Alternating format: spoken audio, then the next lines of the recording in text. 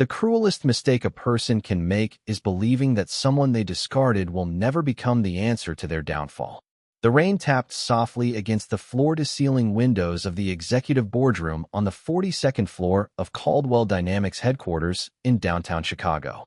The city skyline stretched beneath a blanket of gray clouds, the kind that turned glass towers into shadows and made even billion-dollar companies feel fragile.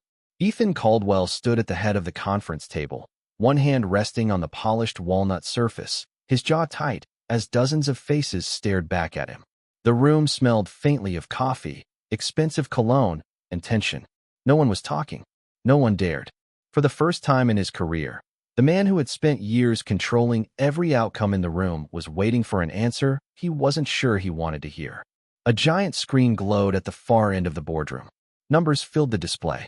Red numbers. Declining contracts. Canceled partnerships. Investor withdrawals. Market confidence at an all-time low. The silence stretched longer than anyone expected. Finally, Charles Whitmore cleared his throat. The chairman of Whitmore Capital, the largest institutional investor in the company, folded his hands and leaned forward. His voice remained calm, but the disappointment behind it landed like a weight. "Tell me there's still a solution." Ethan's gaze stayed fixed on the screen. Outside, a flash of lightning illuminated the clouds over Lake Michigan. The answer came from the company's chief technology officer. "There is one." Every head turned. "One?" Charles asked. "One company has the infrastructure and proprietary system capable of stabilizing our network before the next quarter." The executive tapped a key on his tablet. The screen changed. A company logo appeared. Brooks Strategic Systems. Ethan frowned. He knew the name. Everyone in the industry knew the name. Over the past 3 years, Brooks Strategic Systems had become one of the fastest-growing technology firms in North America. Their predictive logistics platform was used by airports, hospitals, shipping companies, and Fortune 500 corporations. Across the country, they had built a reputation for solving problems no one else could solve. Ethan had followed their rise from a distance. Admired it, even.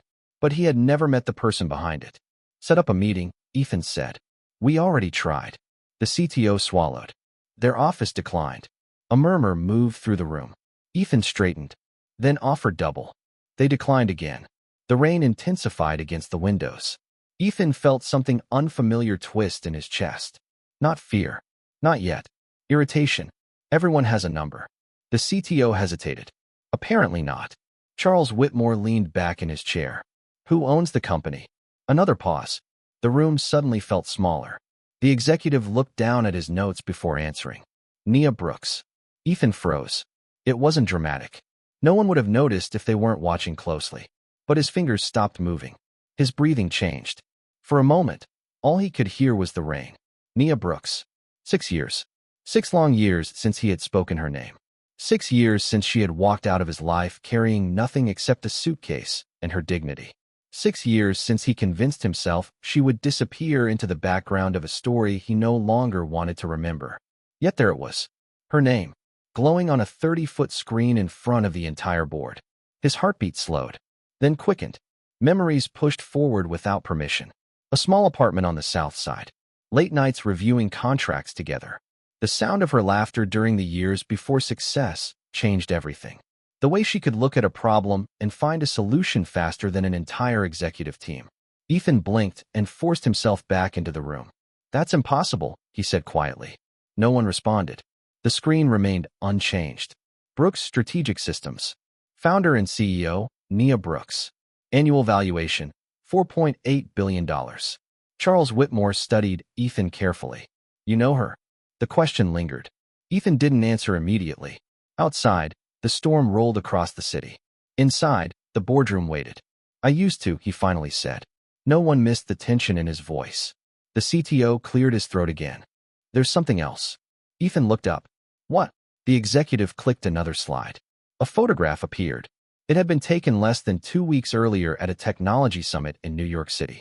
The image showed Nia standing on stage beneath bright lights. She wore a navy suit and carried herself with the calm confidence of someone who no longer needed anyone's approval. The audience around her was standing, applauding. Ethan barely noticed them. His attention locked on her face. She looked older, stronger, The uncertainty he remembered was gone. In its place stood someone who seemed completely certain of who she was. Someone who had built her own empire. Someone who no longer belonged to the version of life he once controlled. Then he noticed something else. Standing near the stage was a young girl, maybe 7 or 8 years old, smiling proudly as she watched Nia speak. The child held a small bouquet of flowers in both hands. Ethan stared at the image longer than he intended. A strange feeling settled over him. He couldn't explain it, couldn't name it. All he knew was that the storm outside suddenly felt less threatening than the one beginning inside the room. Because at that exact moment, Ethan Caldwell realized something he never imagined possible. The woman he had left with nothing 6 years ago now held the future of his company in her hands. The boardroom remained silent long after the presentation ended. One by one, executives gathered their tablets and folders, avoiding eye contact as they slipped toward the doors. The storm outside had begun to fade, but the heavy clouds still hung over Chicago like a warning. Ethan stayed where he was. The giant screen had gone dark. The photograph of Nia and the little girl had disappeared, yet somehow it remained clearer in his mind than anything else he had seen that day. Charles Whitmore paused beside him before leaving. If she is our only option, pride is not a luxury you can afford. Ethan nodded without looking up. The older man studied him for a moment and then walked away. Soon the room was empty except for Ethan and the distant hum of the building's ventilation system. He loosened his tie and moved toward the window. 42 floors below, traffic crawled through rain-slicked streets. Thousands of people moved through their lives completely unaware that one of the largest companies in the country was standing on the edge of collapse. Ethan pressed his hand against the cool glass. 6 years. It sounded impossible when he said it silently to himself. 6 years since he had last seen Nia Brooks. 6 years since he had convinced himself that letting her go had been the right decision. His phone vibrated. A text message from Olivia Hart appeared on the screen. "We need to discuss contingency plans." Ethan stared at the message for several seconds before locking the phone without replying. For the first time in years, he was not interested in another strategy meeting. His thoughts had already drifted somewhere else. Somewhere he had spent years avoiding. The memory arrived without warning. 6 years earlier, the Caldwell Dynamics headquarters had looked different back then. Smaller, less polished. The company was successful, but it was still climbing. Every victory mattered. Every contract felt like a lifeline. Back then, Nia's office had been 2 doors down from Ethan's. She was not a founder. She did not have equity worth millions. She did not appear on magazine covers. She simply solved problems. When investors panicked, Nia steadied them. When projects failed, she rebuilt them. When executives argued, she found solutions everyone else missed. Ethan remembered walking into meetings and feeling confident simply because she was in the room. Yet somewhere along the way, success changed the atmosphere around them. New investors arrived. New advisors. New board members. People with expensive degrees and louder opinions. They saw numbers. Forecasts. Growth projections. They did not see loyalty. They did not see sacrifice. They certainly did not see the quiet woman who often worked later than everyone else and never asked for recognition. Ethan closed his eyes. The memory sharpened. Olivia Hart had joined the company that same year. Brilliant. Ambitious. Ruthlessly efficient. Investors loved her. She spoke their language. Within months, she became one of the most influential voices in the executive wing. At first, Ethan appreciated her confidence. Then he began relying on it. One conversation became another. Small doubts became larger ones. Questions about leadership. Questions about company direction. Questions about whether personal relationships had any place inside a growing corporation. Looking back now, Ethan could not remember the exact moment he stopped defending Nia. He only remembered how gradually it happened, like a shoreline disappearing beneath rising water. The sound of a knock pulled him back to the present. His assistant stepped into the boardroom. "Sir." Ethan turned. "What is it?" "The research file you requested." She handed him a thick folder. Ethan took it. "Thank you." The assistant hesitated. "There is something else." "Go ahead."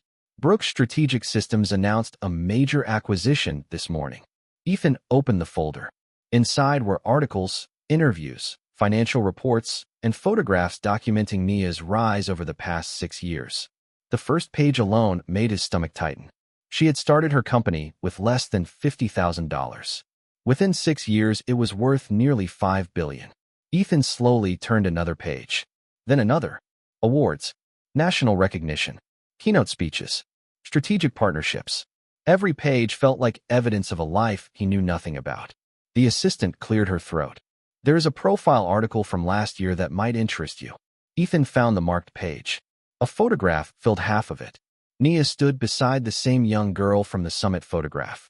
The child was smiling while holding a science fair trophy almost as large as her arm. Beneath the image was a caption. Nia Brooks and her mother, technology executive Nia Brooks, celebrate after the National Young Innovators Competition. Ethan read the sentence twice. Nia Brooks. He stared at the child's face. The bright eyes. The confident smile. The way she leaned naturally toward Nia. A strange ache settled deep inside his chest. Not because he understood it. Because he did not. Somewhere between the boardroom crisis and the 6 missing years, Nia had built an entirely new world. A world that clearly did not need him. Yet the more Ethan looked at the photograph, the more one question refused to leave his mind. What happened after she walked away with nothing? The question followed Ethan home that night and refused to leave. His penthouse overlooked the Chicago River, a view once featured in business magazines as a symbol of success. Tonight, the city lights reflected against the water like scattered fragments of memory. He loosened the collar of his shirt and stood alone beside the windows, the research file still open on the kitchen island. Page after page told the story of a woman he thought he knew and a life he had never witnessed. Nia had built a company. That much was obvious. But what unsettled him was everything hidden between the headlines. The articles praised her leadership, her discipline, her ability to navigate impossible situations without panic. They called her visionary, resilient, unshakable. Ethan stared at those words. 6 years ago, nobody used those words to describe her. Back then, she was the person behind the scenes. The one who solved problems while others received credit. The one who stayed late after everyone else left. The one who believed loyalty still mattered. A sudden memory surfaced. Nia sitting alone in a conference room long after midnight, reviewing a proposal that eventually secured one of the company's largest contracts. Ethan remembered bringing her coffee. She had smiled and thanked him before returning to work. No complaints. No demands. Just quiet determination. The memory faded as another article caught his attention. A profile published 3 years earlier. It described the founding of Brooks Strategic Systems. Ethan read slowly. The company had started in a rented office barely larger than a studio apartment. 2 employees. 1 used laptop. No major investors. No wealthy backers. No family money. Just a business plan and an idea. Ethan leaned against the counter. The numbers did not make sense. Most startups failed within the first few years. Hers should have failed too. Yet somehow it survived. Another page revealed part of the answer. During the company's first year, Nia worked as a consultant during the day and developed her software platform at night. She reportedly slept less than 5 hours a night for nearly 18 months. Ethan lowered the page. A strange feeling settled over him. He could picture it. Not because he had been there. Because it sounded exactly like her. Across the city, in a quiet suburb nearly 30 miles from downtown, Nia Brooks sat at a wooden dining table, helping Maya finish a science project. The house was beautiful, but not extravagant. Large windows overlooked a backyard lined with maple trees. Family photographs filled the shelves. Maya carefully adjusted a model bridge built from craft sticks while Nia reviewed a set of documents beside her laptop. "Do you think it will hold?" Maya asked. Nia smiled. "Only one way to find out." Maya placed a small stack of books on top of the bridge. It held. The little girl's face lit up instantly. "I knew it." Nia laughed softly. "Confidence is good. Testing is better." Maya grinned. "That sounds like something you say at work." "That is because I probably do." The evening felt ordinary. Peaceful. The kind of moment Nia once feared she might never have. Years earlier there had been uncertainty. Bills. Long hours. Fear of failure. Yet those years had also taught her something important. Survival did not happen all at once. It happened one choice at a time. One difficult day followed by another. Maya gathered her books and headed upstairs. Halfway to the staircase, she stopped. "Mom." Nia looked up. "Yes. Are you coming to the awards ceremony next week?" Nia closed her laptop immediately. "Of course I am." Maya smiled. "Good." Then she disappeared upstairs. Nia remained seated for a moment. The house grew quiet. Her gaze drifted toward the framed photograph on the bookshelf across the room. It showed her and Maya standing outside the first office Brooks Strategic Systems ever occupied. The building had been old. The sign had been crooked. The future had been uncertain. Yet it remained one of her favorite photographs because it reminded her where everything began. Her phone vibrated. A message from her executive assistant appeared on the screen. Caldwell Dynamics has requested another meeting. Nia stared at the words. She had expected it. The first request had been declined. So had the second. Their situation was becoming increasingly public. Analysts were already questioning whether the company could recover. She read the message again before setting the phone down without responding. Upstairs, Maya's laughter echoed faintly through the hallway. Nia listened for a moment and then looked back toward the dark screen of her laptop. 6 years earlier, she had walked away from a world that made her feel invisible. Now that same world was knocking on her door. The difference was that this time she did not need anything from it. The next morning arrived wrapped in golden sunlight and the quiet rhythm of normal life. Nia stood in the kitchen pouring coffee while Maya sat at the counter finishing breakfast before school. The smell of toasted bread drifted through the house. Outside, a gentle breeze moved through the trees lining the neighborhood streets. It was the kind of morning Nia had once dreamed about during the hardest years, when every dollar mattered and every setback felt personal. Maya glanced up from her notebook. Are you working late today? Nia smiled. Not if I can help it. Good. You promised to practice my presentation. And I always keep my promises. Maya seemed satisfied with that answer. A few minutes later, the school bus arrived. Nia stood on the front porch and watched her daughter wave from a window seat before the bus disappeared around the corner. Only then did she allow her smile to fade. The message from her assistant still sat unanswered on her phone. Caldwell Dynamics had submitted a third request overnight. This time the language was different, more urgent, less confident. Nia stepped back inside and headed toward her home office. Floor-to-ceiling bookshelves lined the walls. Framed awards sat beside family photographs. Yet her eyes settled on neither. Instead, she opened a locked drawer and removed an old folder. The edges were worn from time. She had not opened it in years. Inside were documents from 6 years earlier. Employment records, emails, meeting notes, pieces of a chapter she rarely revisited. She slowly turned the pages. The memories returned with uncomfortable clarity. 6 years ago, she had walked into Caldwell Dynamics believing she was helping build something meaningful. She had spent years investing her energy into the company, not because she expected recognition, because she believed in the vision. She believed in Ethan. The memory shifted. A conference room, a long table, investors seated on one side, executives on the other. Olivia Hart presenting recommendations for restructuring leadership. Nia remembered the confidence in Olivia's voice, the polished language, the carefully prepared arguments. At the time, it sounded reasonable, strategic, necessary. Looking back now, she saw something different. Every recommendation seemed to point in one direction, away from her. One responsibility removed, then another, until one day she found herself standing in Ethan's office while he explained why her position was no longer part of the company's future. Nia closed the folder. The pain itself was gone. Time had taken care of that. What remained was the lesson. She had learned that loyalty without ownership could disappear overnight. She had learned that hard work alone did not guarantee security. Most importantly, she had learned that her value did not depend on someone else's ability to recognize it. Her phone rang. This time it was not her assistant. It was Marcus Bennett, her chief operating officer. Good morning, Nia answered. You have seen the latest reports? Marcus asked. I have. Their situation is worse than analysts expected. Nia walked toward the window. How bad? Several major clients are delaying renewals. Investors are nervous. If they cannot stabilize operations soon, the market will punish them. Nia listened quietly. And Marcus hesitated. I know you do not like discussing personal history, but everyone on our executive team knows they are trying to reach you. Nia sighed softly. I expected that conversation eventually. What do you want to do? For several seconds, she said nothing. Across the yard, sunlight reflected off the grass. The peaceful scene felt very far away from boardrooms and financial crises. Nothing. Yet, she finally replied. Not until I understand what they actually need. After the call ended, Nia returned the old folder to its drawer. She locked it and placed the key back where it belonged. The past had shaped her, but it no longer controlled her. Meanwhile, 30 miles away, Ethan sat in his office staring at a blank email draft. 3 separate meeting requests had been rejected. Every formal channel had failed. For the first time in years, he found himself uncertain about what to say.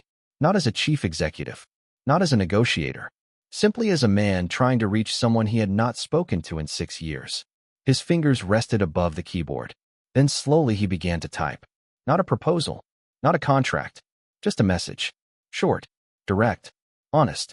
The kind he should have written a very long time ago. The email sat in Nia's inbox for almost 3 hours before she opened it. She had spent the morning reviewing quarterly projections, approving expansion plans, and preparing for an upcoming investor conference in Seattle. Yet despite the packed schedule, she found herself glancing at the notification more than once. Eventually, during a rare quiet moment between meetings, she clicked it open. The message was shorter than she expected. There were no legal teams copied, no corporate language, no negotiation tactics, just a few carefully chosen sentences. Ethan acknowledged that the situation facing his company was serious. He admitted that formal requests had failed. Then he wrote something she never expected to see. He apologized. Not for a business decision, not for market conditions, not for circumstances. He apologized for how he handled the end of their professional relationship 6 years earlier. Nia read the message twice before setting her phone down. The apology did not erase the past. It did not rewrite the years that followed. But it was the first honest thing she had heard from him in a very long time. Her assistant knocked gently on the office door. "Your 1 o'clock is here." Nia stood and collected her notes. "Send them in." The rest of the afternoon passed quickly. Meetings blurred together. Decisions were made. Contracts were reviewed. Yet, somewhere in the background, Ethan's message remained. By early evening, the office had begun to empty. Employees gathered their belongings and headed home. The energy shifted from corporate intensity to quiet routine. Nia remained at her desk, watching the city skyline beyond the glass walls of her office. 6 years earlier, she had been sitting in a very different office facing a very different future. The memory returned more clearly than usual. She remembered carrying a cardboard box through the lobby of Caldwell Dynamics. A few personal belongings. A framed photograph. A notebook. Nothing more. She remembered employees pretending not to stare. She remembered the uncomfortable silence. Most of all, she remembered the feeling that accompanied every step toward the exit. Not anger. Not humiliation. Uncertainty. At that moment, she genuinely did not know what came next. She had no company, no investors, no plan, just determination and the belief that she could survive whatever happened next. Her phone buzzed again. This time it was a photograph from Maya's teacher. The science project had won first place in its category. Maya stood proudly beside her bridge model, smiling from ear to ear. Nia immediately smiled back at the screen.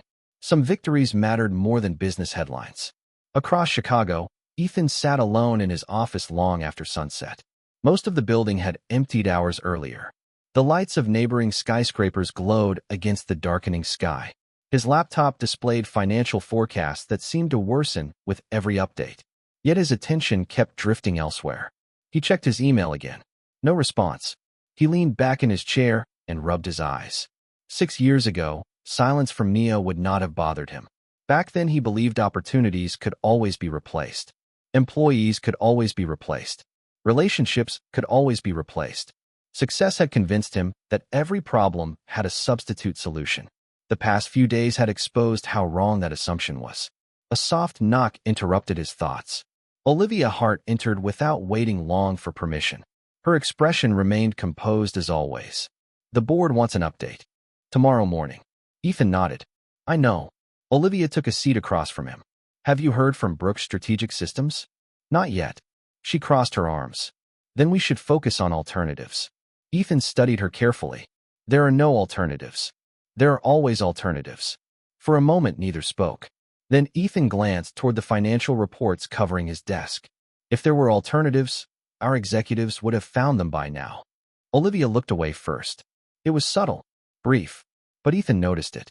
The conversation moved on, yet something about her reaction stayed with him long after she left. Later that night, back at home, Nia sat on the porch while Maya slept upstairs. The summer air carried the scent of freshly cut grass. Fireflies flickered near the edge of the yard.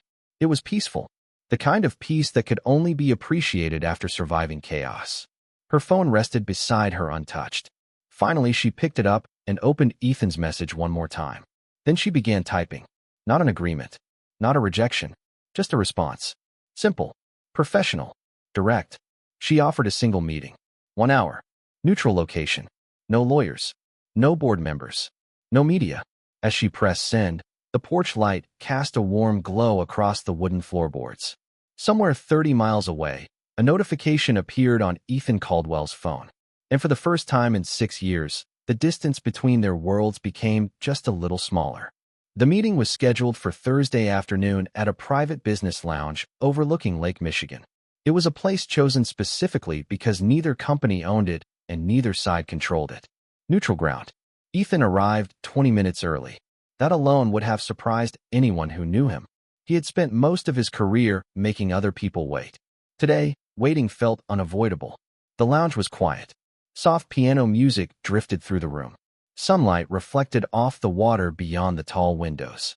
He sat at a corner table with a cup of coffee that had long since gone cold. For the first 10 minutes, he reviewed notes.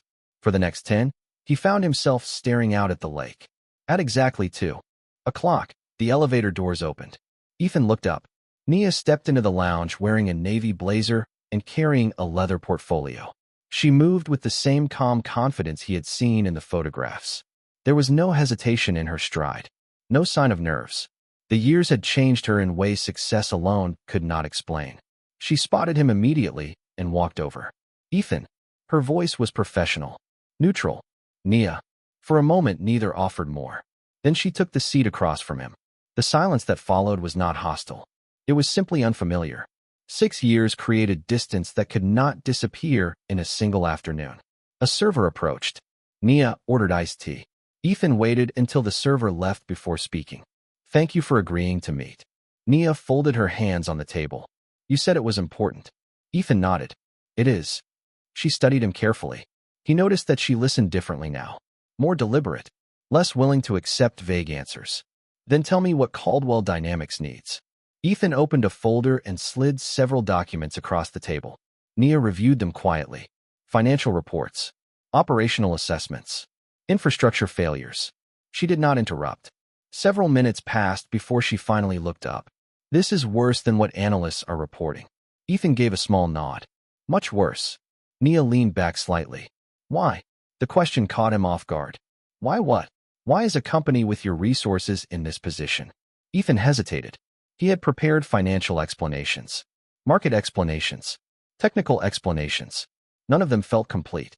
We made mistakes. Nia waited. Several years of them. She remained silent. Ethan continued. Some decisions looked profitable in the short term. They were not. Nia glanced down at the reports again. And now you need our platform. Yes. Because without it. Ethan exhaled slowly. We lose major contracts. Then investors. Then credibility. Nia closed the folder. The lake shimmered outside the windows. The room remained quiet except for distant conversations and the soft clink of glassware. You know, she said carefully, there was a time when I would have done anything to save that company. Ethan lowered his eyes briefly. I know. I believed in it. I know. I believed in you too. The words were not angry. Somehow that made them harder to hear. Ethan looked at her. For the first time since the meeting began, the business conversation faded into something more personal. I handled things badly. Nia gave a faint smile. That is one way to describe it. Ethan accepted the criticism without argument. He had spent years defending decisions. Today he found himself tired of defenses. I should have listened more. Nia said nothing. I should have asked questions. Still nothing. And I should have trusted the person who had already proven herself. The silence stretched between them. Finally, Nia looked toward the lake. The strange thing is that losing everything turned out to be the best thing that ever happened to me. Ethan blinked. She continued before he could respond. Not because it was easy. It was not. There were days when I was terrified. Days when failure felt inevitable. But being forced to start over taught me who I was without someone else's company attached to my name. Ethan listened carefully. And now, he asked. Nia turned back toward him. Now I know exactly what I am capable of. Her phone vibrated softly on the table. A message appeared. She glanced at it and smiled immediately. Ethan noticed the change. The warmth. The ease. "Everything okay?" he asked. Nia nodded. Maya got an A on her science presentation. The pride in her voice was unmistakable. Ethan remembered the photograph from the article. The young girl holding a trophy beside her mother. For reasons he could not explain, curiosity surfaced before he could stop it. "She seems like an amazing kid." Nia's expression softened. "She is." Ethan nodded slowly. Then something unexpected happened. Nia reached into her portfolio and removed a document. She slid it across the table. "This is a preliminary framework." Ethan looked down. It was not a contract. It was a pathway. Conditions. Benchmarks. Requirements. A possible solution. His eyes widened slightly. "You are willing to help?" Nia met his gaze steadily. "I am willing to." Listen. For the first time in weeks, Ethan felt something he had almost forgotten. Hope. When the meeting ended, neither of them rushed to leave. The late afternoon sun stretched across the surface of Lake Michigan, turning the water into sheets of gold. For a few moments they stood near the windows, looking out at the horizon instead of at each other. 6 years earlier, silence between them had often felt comfortable. Now it felt careful, measured, built around everything that had happened in the years between. Ethan gathered the documents Nia had provided and slipped them into his folder. "I appreciate this," he said. Nia nodded. "Do not appreciate it yet. My team still needs to review everything inside your operation. If the numbers are worse than what you shared today, the conversation changes." "Fair enough." She studied him briefly. "You seem surprised that I agreed to meet." Ethan gave a small laugh. "Honestly, I was surprised you answered at all." For the first time that afternoon, a faint smile touched her face. "There was a time when I would have ignored the message." Ethan understood exactly what she meant. The elevator arrived. They stepped inside together. The descent toward the lobby felt strangely ordinary considering how much history stood between them. When the doors opened, they walked toward the entrance. Outside, the city moved around them. Taxis rolled past. Office workers hurried along sidewalks. The world continued as if nothing important had happened. Yet for Ethan, everything felt different. Before they parted ways, Nia stopped. "I have one condition before we move forward." Ethan looked up. "What is it?" "No shortcuts. No hidden information. No executive games." Her voice remained calm, but firm. "If my company gets involved, I want complete transparency." Ethan answered immediately. "You have it." She held his gaze for a second longer, as if measuring whether she believed him. Then she nodded once and walked toward a waiting car. Ethan remained on the sidewalk watching her leave. He did not realize how long he stood there until his phone rang. "Olivia Hart." He answered. "Hello. How did the meeting go?" she asked. Ethan began, walking toward his own car. "Better than expected." A pause followed. "Meaning?" "Meaning there is a chance." Olivia sounded unconvinced. "We should be careful." Ethan frowned. "Careful of what?" "You are bringing an outsider into a sensitive situation." Ethan stopped walking. Brooks Strategic Systems is not just an outsider. They are probably the most qualified firm in the country for what we need. Another pause. "Maybe." Something about her response bothered him. It was subtle, almost impossible to explain. Yet the feeling lingered after the call ended. That evening, Nia returned home just in time for dinner. Maya was already setting plates on the table. "You are late," the young girl announced dramatically. Nia laughed. "By 7 minutes." "I counted." "I can see that." Maya grinned and returned to arranging silverware. They ate together while discussing school projects, books, and weekend plans. The conversation was simple, comfortable. The kind of conversation Nia treasured because she had once feared she would miss moments like these while struggling to survive. After dinner, Maya disappeared upstairs to finish homework. Nia carried a cup of tea onto the back porch. The sky above the neighborhood glowed deep orange as sunset settled over the trees. Her phone buzzed with a message from Marcus Bennett. "The preliminary review is complete." Nia opened the report. Her expression slowly changed as she read. Several pages in, she set the phone down and stared into the distance. The situation at Caldwell Dynamics was worse than Ethan had admitted. Not because he had lied, because even he appeared unaware of everything happening inside his own company. Operational failures, missing oversight reports, unusual financial authorizations, decisions that bypass standard approval channels. Nia read through the findings again. A pattern began emerging. Not a technical failure. A leadership failure. Somewhere inside the company, critical decisions were being made without proper accountability. Marcus sent another message. There is something else. The approvals trace back to the executive office. Nia immediately understood what that meant. Her eyes narrowed slightly. She opened the attached file. Names appeared beside transaction records and strategic decisions made over the previous several years. One name appeared repeatedly. Olivia Hart. Nia leaned back in her chair. The evening air felt cooler now. She remembered Olivia well. Ambitious.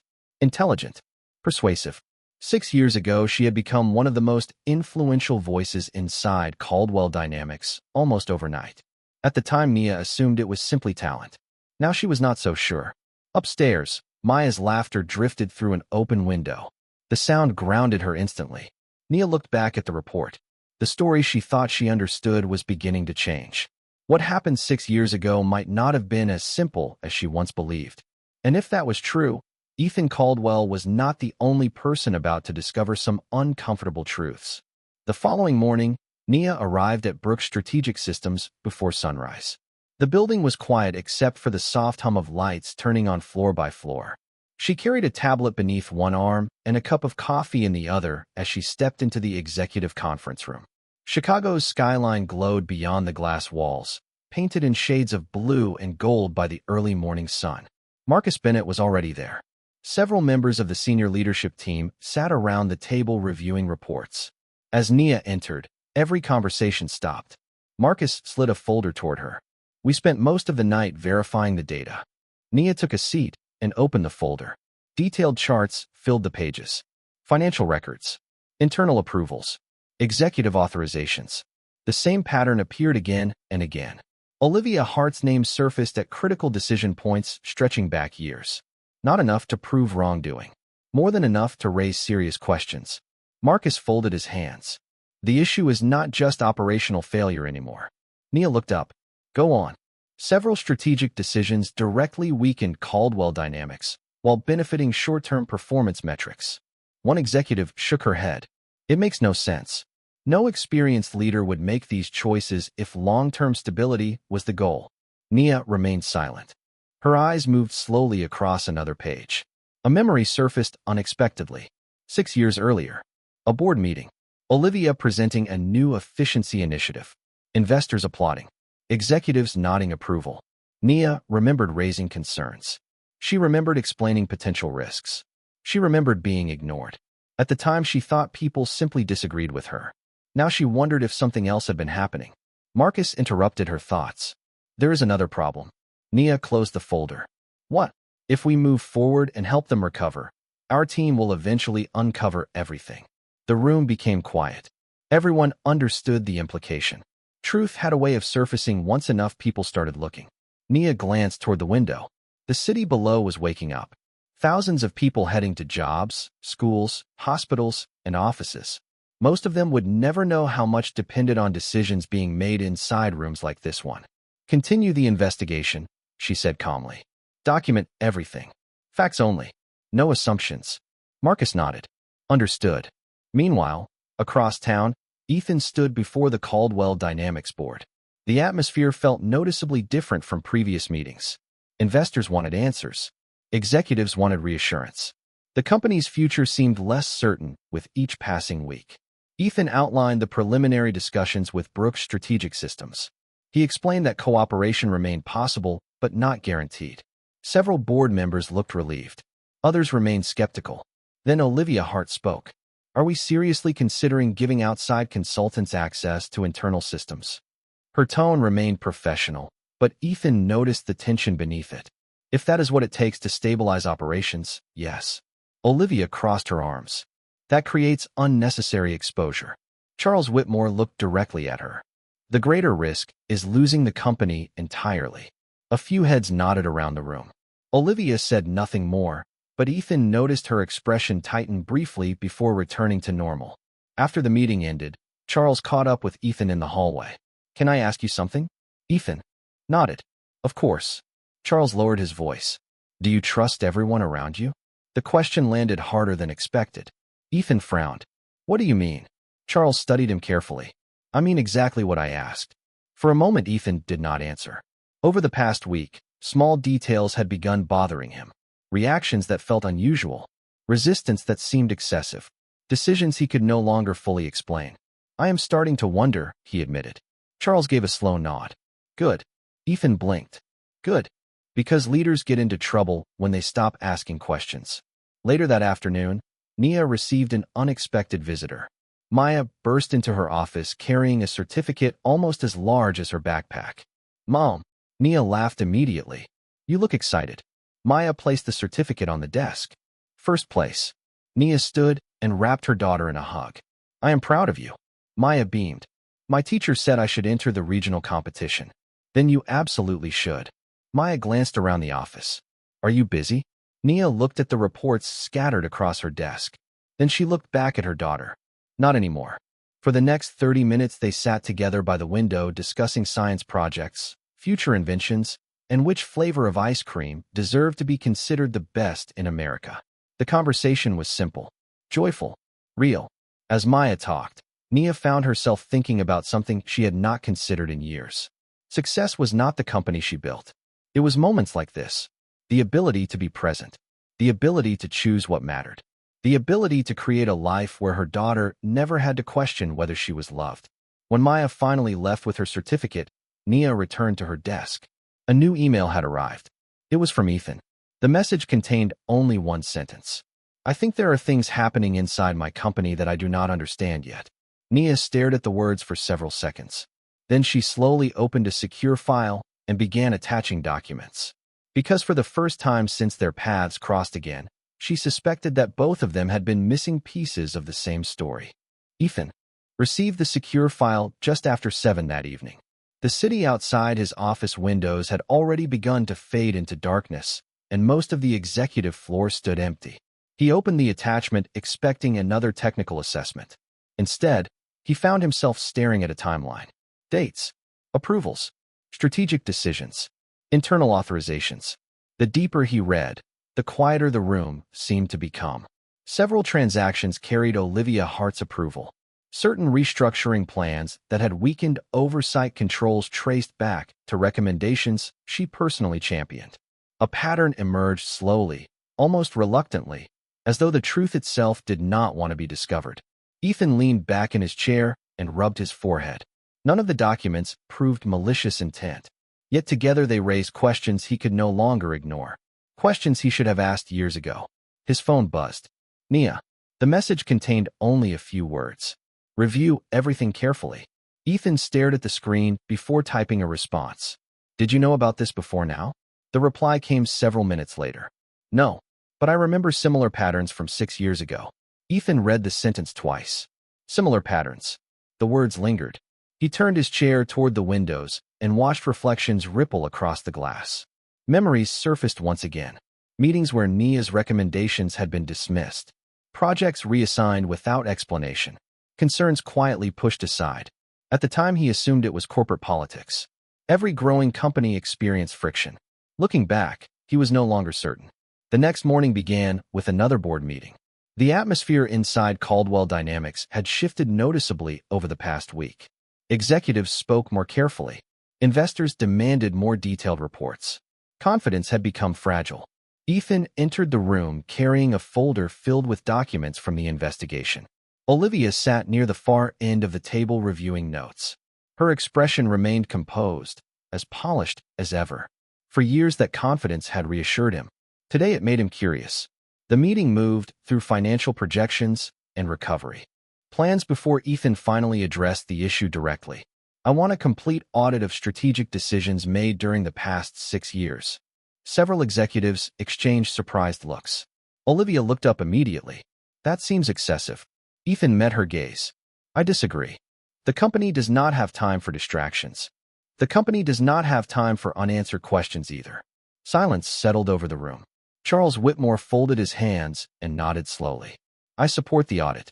One by one, other board members agreed. Olivia remained quiet. For the first time since Ethan had known her, she appeared unsettled. The vote passed unanimously. By the time the meeting ended, an independent review team had been approved. Ethan watched Olivia leave the room without her usual confidence. Something had changed. Across town, Nia stood inside a packed auditorium filled with students, parents, and teachers. Colorful banners hung from the walls. Excited conversations echoed through the room. Maya sat among a group of finalists waiting for the regional science competition results.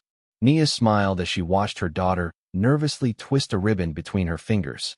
No boardrooms, no investors, no corporate crises. Just children hoping their hard work would be recognized. The simplicity felt refreshing.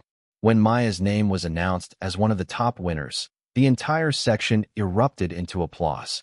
Maya's eyes widened with disbelief before she hurried toward the stage. Nia stood with everyone else, clapping proudly. The sunlight pouring through the auditorium windows seemed brighter somehow. For a brief moment, nothing existed beyond that stage and the smile on her daughter's face. Later, as they walked toward the parking lot carrying certificates and project materials, Maya glanced up at her mother. "Did you ever win anything when you were my age?" Nia laughed softly. "A few things." "Were you nervous?" "Terrified." Maya smiled. "Really?" "Absolutely." Maya considered that. "You do not seem scared of anything now." Nia stopped beside the car and looked at her daughter carefully. "That is because confidence is not the absence of fear. It is learning that fear does not get to make your decisions." Maya nodded thoughtfully. They climbed into the car and headed home.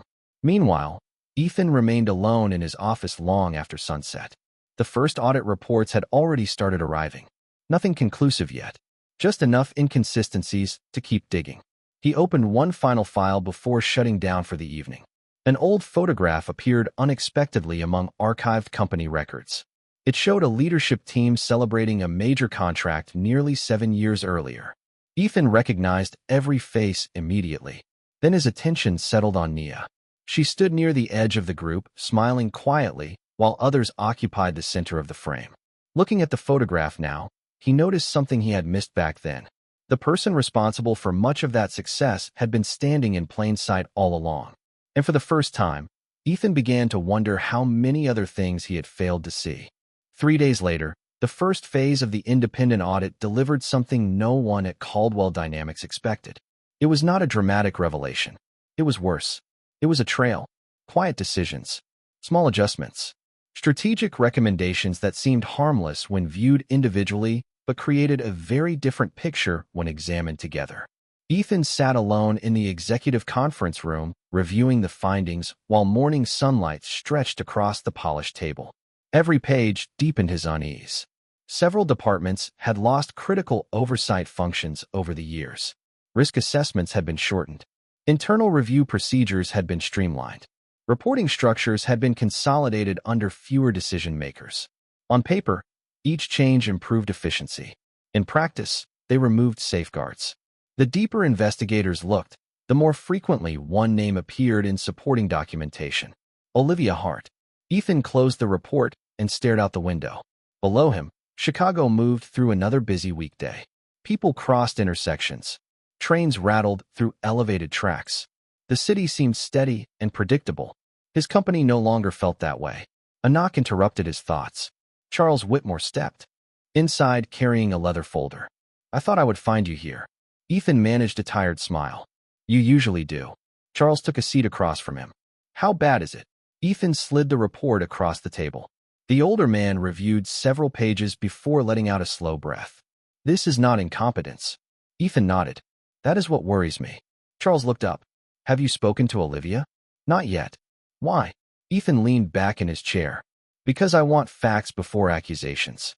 Charles considered that answer. "Fair." He closed the folder. "But do not wait too long. People who know they are being investigated rarely remain comfortable." After Charles left, Ethan spent another hour reviewing archived communications. One message caught his attention, then another. Small inconsistencies began connecting. Meeting summaries that omitted key concerns. Recommendations presented as unanimous despite recorded objections. Among those objections, one name appeared repeatedly: Nia Brooks. 6 years ago, she had raised concerns about several restructuring plans. Ethan remembered dismissing them. At the time, he trusted other voices more. Looking back now, the memory settled heavily on his shoulders. Across town, Nia stood in the center of a technology laboratory inside Brooks Strategic Systems. Engineers moved between workstations while large digital displays tracked performance data in real time. The environment buzzed with energy and purpose.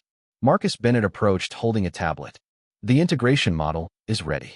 Nia reviewed the figures. And if Caldwell agrees to every condition, we can stabilize their systems within 90 days. Nia nodded slowly. That is the best-case scenario.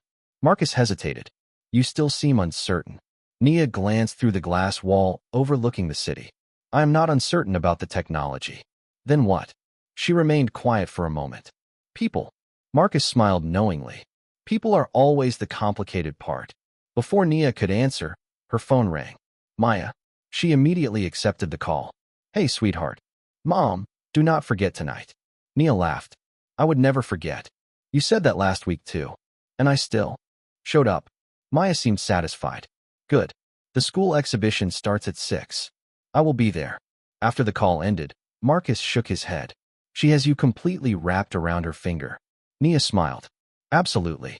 That evening, the elementary school gymnasium glowed with colorful decorations and excited conversations. Families wandered between student displays, while children proudly explained projects they had spent weeks preparing. Maya stood beside her exhibit wearing a blue ribbon from the competition. Nia listened as her daughter enthusiastically described structural engineering principles to anyone willing to listen. Her confidence reminded Nia of someone who once believed impossible things could become reality through persistence alone. Halfway through the evening, Nia noticed an email arrive from Ethan. She did not open it immediately. Family time came first. Only later, after Maya had fallen asleep and the house had grown quiet, did she sit on the back porch and read the message. The email was longer than previous ones. Ethan described what the audit was uncovering. He admitted mistakes. More importantly, he admitted something else. He had ignored warnings 6 years ago because they came from the wrong person at the wrong time. Nia read that sentence twice. Then a third time. The night air moved gently through the trees surrounding the yard. Somewhere in the distance, a train horn echoed faintly. She stared at the screen before finally typing a reply. Sometimes the most expensive mistakes are not the ones we make. They are the people we stop listening to. She pressed send and set the phone aside. For several minutes, she sat quietly beneath the stars. Then another thought crossed her mind. If Ethan was finally starting to see the truth about the past, he was also getting closer to discovering something else. A truth neither of them had discussed. A truth with bright eyes, a science ribbon, and a smile that looked more familiar every day. The audit findings reached a turning point the following week. What had started as a review of operational failures was becoming something far more revealing. Ethan sat at the head of the boardroom table. While independent investigators presented their latest report, the atmosphere felt heavier than usual. Nobody checked phones. Nobody whispered side conversations. Every person in the room understood that the next few minutes mattered. A series of charts appeared on the screen. Revenue projections, resource allocations, executive approvals. Then came the timeline. Decision after decision traced back through 6 years of company history. The investigators spoke carefully, choosing facts over conclusions. Yet the pattern was impossible to ignore. Recommendations that concentrated authority. Reports that bypassed standard review processes. Strategic initiatives that rewarded short-term appearances while weakening long-term stability. Ethan listened in silence. The final slide appeared. Multiple critical recommendations originated from the office of Olivia Hart. The room became completely still. Olivia remained composed, but for the first time, there was visible tension around her eyes. One board member cleared his throat. Are you suggesting misconduct? The lead investigator shook his head. We are suggesting that a significant number of decisions deserve further examination. Charles Whitmore folded his hands. Then they will be examined. Olivia looked directly at Ethan. Surely you understand that every major decision was approved collectively. Ethan met her gaze. That is exactly what we are trying to verify. For several seconds, neither looked away. Then the meeting moved forward, but something fundamental had changed. Trust, once assumed, now required proof. Later that afternoon, Ethan remained in the boardroom reviewing additional files. The city skyline shimmered beyond the windows beneath clear autumn sunlight.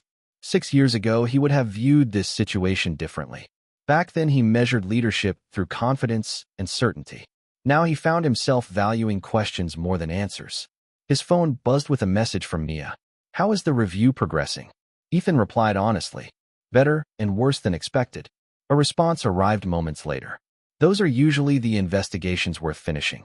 Ethan almost smiled. Over the past several weeks, their conversations had become more frequent. Still professional, still careful, yet something had shifted beneath the surface. Not romance, not nostalgia, respect. The kind built slowly through honesty rather than assumptions. Across town, Nia sat in a conference room with Marcus Bennett and several senior engineers. Plans for the Caldwell integration project covered an entire wall of digital displays. Progress reports showed encouraging results. If approved, the system could stabilize major portions of Caldwell dynamics within months. Marcus reviewed the latest projections. "The technology is ready." Nia nodded. "I know. Then what are you waiting for?" Nia glanced toward the window. "The company is ready. I am not sure the leadership is." Marcus understood immediately. "You mean Ethan?" Nia remained silent. The truth was more complicated than that. She believed Ethan wanted to do the right thing. The question was whether he was prepared to face everything that came with the truth. That evening, Nia arrived home to find Maya sitting at the kitchen table, surrounded by books and papers. "Big project?" Nia asked. Maya groaned dramatically. "Huge project." Nia laughed and joined her. For the next hour, they worked side by side, occasionally discussing science, occasionally discussing life. At one point, Maya looked up from her notes. "Mom." "Yes." "Do you think people can change?" The question caught Nia by surprise. "Why do you ask?" Maya shrugged. "My teacher says everyone deserves a second chance. But some people make really big mistakes." Nia thought carefully before answering. "People can change if they are willing to be honest about what they did wrong." Maya considered that. "And if they are not honest?" "Then they usually stay exactly the same." Maya nodded slowly and returned to her project. The conversation lingered in Nia's mind long after. Later that night, Ethan sat alone in his office reviewing one final document. It contained archived correspondence from 6 years earlier, hundreds of emails, meeting summaries, internal recommendations. Most revealed nothing new. Then he found one message, a proposal written by Nia. Attached beneath it was a warning. She had identified risks associated with a restructuring plan years before anyone else. The warning had been ignored. Ethan scrolled farther. His chest tightened. The person who formally dismissed the concern was not Olivia. It was him. He leaned back in his chair and closed his eyes. For weeks he had searched for explanations, for someone else to blame. Yet the truth sitting in front of him was undeniable. Others may have influenced decisions, but he was the one who signed them. He was the one who failed to listen. And for the first time since this entire crisis began, Ethan realized that saving the company would require more than technology, audits, or new strategies. It would require taking responsibility for the choices that allowed everything to happen in the first place. The decision came on a rainy Tuesday morning. After weeks of audits, negotiations, technical reviews, and difficult conversations, the boards of both companies gathered to vote on the partnership agreement. The conference room at Caldwell Dynamics was filled beyond capacity. Investors occupied every seat. Senior executives lined the walls. Advisors reviewed final documents while assistants moved quietly between tables carrying updated reports. Outside, gray clouds hung low over Chicago, turning the skyline into a watercolor of steel and glass. Ethan stood near the windows watching the rain streak downward. He had spent years believing leadership meant having all the answers. The past several months had taught him something different. Leadership often meant admitting when you had been wrong. The door opened. Nia entered with Marcus Bennett and 2 members of her executive team. Conversations immediately softened. Not because she demanded attention, because her presence carried it naturally. She moved through the room with calm confidence and took her seat without ceremony. The meeting began. Financial projections were presented. Recovery timelines were reviewed. Technical integration plans appeared across enormous digital screens. Every analysis reached the same conclusion. The partnership represented the company's best chance for recovery. Yet despite the positive reports, tension remained. One investor finally voiced what everyone else was thinking. "Why help us?" The room grew quiet. Nia looked toward him. What do you mean? Your company benefits either way. If we fail, competitors move toward your platform. If we survive, you save a company that once pushed you aside. Several people shifted uncomfortably. Ethan remained silent. He wanted to hear her answer too. Nia folded her hands. Because there are thousands of employees inside this company. Her voice remained calm. Thousands of families who had nothing to do with mistakes made by leadership. The room listened carefully. I know what it feels like when someone else's decision changes your future. I am not interested in repeating that cycle. Nobody spoke. Even the rain seemed quieter against the windows. Ethan looked down briefly. Her answer contained no bitterness, no revenge, no attempt to embarrass anyone. It reflected the same quality he remembered from years ago and somehow failed to appreciate at the time. Character. The vote proceeded shortly afterward. One by one, board members cast their decisions. When the final count appeared on the screen, approval was unanimous. A wave of relief moved through the room. Months of uncertainty finally gave way to a path forward. Technical teams immediately began coordinating implementation schedules. Investors exchanged cautious smiles. For the first time in a long while, hope felt realistic. Several hours later, while executives celebrated the agreement, Nia slipped away to a quiet hallway overlooking the city. She needed a moment to breathe. The rain had stopped. Sunlight was beginning to break through the clouds, scattering light across wet rooftops below. Footsteps approached. Ethan. He stopped a respectful distance away. Neither spoke immediately. Finally, Ethan looked out at the city. You could have walked away. Nia nodded slightly. I could have. A lot of people would have. Probably. Ethan took a slow breath. Thank you. She studied him for a moment. The gratitude in his voice sounded genuine. Different from the confident executive she once knew. More honest. More human.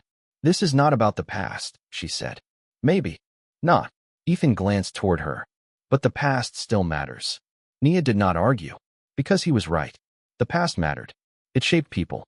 It taught lessons. It left scars. But it did not have to determine every future decision. Ethan looked back toward the skyline. I spent years believing success came from being right. A faint smile crossed Nia's face. And now I think it comes from being willing to learn when you are wrong. The honesty surprised even him. Nia looked away before answering. That lesson usually costs something. Ethan nodded. It did. For several moments they stood quietly beside the windows. The city stretched endlessly beyond them. Somewhere across town, children were leaving schools. Families were heading home. Life continued. Normal. Unaware of how close one company had come to collapse, or how many lives would be affected by what happened next. Nia's phone buzzed. A message from Maya appeared on the screen. The first line made her smile immediately. Ethan noticed. Good news. Nia laughed softly. Maya wants to know if she can celebrate tonight with extra dessert. Ethan smiled despite himself. Sounds reasonable. Nia shook her head. That is exactly what she said. As she slipped the phone back into her pocket, Ethan found himself thinking about the photograph he had seen weeks earlier. The science ribbon. The bright smile. The growing feeling that there was still a part of the story he did not fully understand. And as sunlight finally broke through the clouds outside, illuminating the city below, he realized that saving the company had only solved one crisis. Another truth was still waiting patiently to be discovered. 6 months later, the transformation was impossible to ignore. Caldwell Dynamics was no longer fighting for survival. The partnership had stabilized operations, restored investor confidence, and rebuilt trust throughout the organization. Headlines that once predicted collapse now described one of the most remarkable corporate recoveries in recent memory. Yet the greatest changes were not reflected in quarterly reports or stock prices. They were reflected in people. On a bright autumn afternoon, the main auditorium at Caldwell Dynamics filled with employees from across the country. Some attended in person. Thousands more joined through live broadcasts. A special company gathering had been scheduled to mark the completion of the recovery initiative. The atmosphere felt hopeful, optimistic, earned. Ethan stood backstage reviewing a few handwritten notes. Years earlier, he would have delivered the speech from memory. Today felt different. Today required honesty. Beyond the curtains, employees chatted while waiting for the presentation to begin. Several rows near the front had been reserved for special guests.